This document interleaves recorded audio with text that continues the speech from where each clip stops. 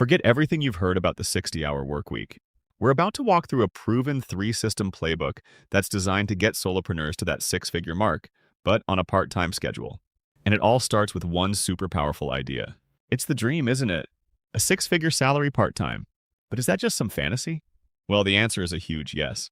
It is absolutely achievable. But the way you get there, it's probably not what you're thinking, and it has nothing to do without hustling everybody else. So here's the big secret. Success isn't built on just working harder and harder. No, it's built on a foundation of three really simple, repeatable systems. If you get these right, you're building a business that actually serves you instead of the other way around. So let's break down the very first one. System number one is all about one thing: getting visible. Look, if you're running a business, your number one job, hands down, is to stop being invisible to the exact people you're trying to help. Think about it like this. You've probably heard the old marketing term driving traffic. Well, visibility is just the new way of talking about that same absolutely critical idea. The bottom line couldn't be simpler. If people don't know you exist, there's no way they can buy from you. So how do you actually get seen? Well, it really just comes down to these three B's. First, you can build it. This is you creating your own content, starting a blog, a podcast, a YouTube channel. Second, you can borrow it. This is where you collaborate with other people, maybe write a guest post for them, or you go on their podcast. And third, you can buy it. And this is pretty straightforward using things like paid ads on social media or in newsletters. Now here's the part that might surprise you. It might even feel a little uncomfortable. How much of your time should this take? The recommendation is a full 50% of your working hours. I know for a lot of people that sounds totally backwards, but it is the single most important thing you can do to get your business moving. So you're getting people's attention. What do you do with it? Well, that brings us to system number two, building your list. This is how you take that fleeting attention and turn it into a real lasting connection. So why an email list?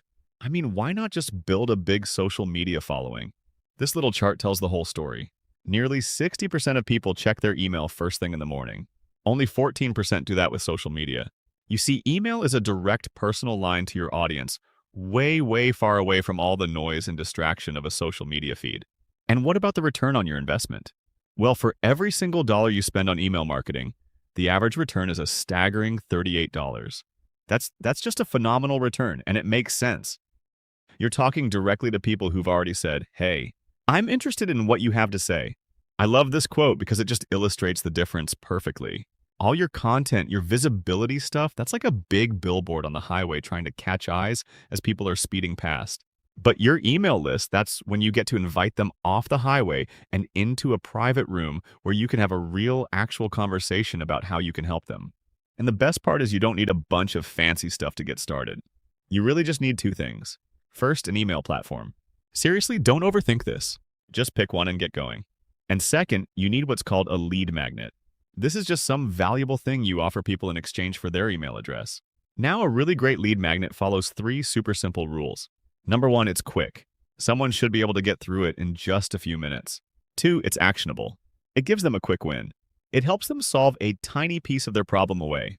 And three, it naturally, gently leads them toward whatever it is you sell. All right, so you're getting visible. You're building your list. This all leads to the final crucial piece of the puzzle. System number three, making sales. You have their attention. You've got a direct line to them. Now you've got to have a clear offer. This analogy just nails it. So many solopreneurs get the first two systems right, but they totally forget the most important part. They're like a car dealership with amazing ads and super friendly salespeople, but they have zero cars on the lot. You have to have something to sell. So how do you create an offer that people actually want? It all starts with this one question. What specific problem do you solve? And notice the emphasis on specific, not some vague idea, but a real tangible pain point. Are you cleaning messy houses? Are you helping new parents get their baby to sleep? Get super crystal clear on the problem first. Next up, who do you solve it for? Now, the big temptation here is to just say everybody, but that is a trap. If you try to serve everyone, you wind up connecting with no one. Do you clean houses for busy working moms? Do you teach guitar to retirees? Nailing down your who is absolutely critical.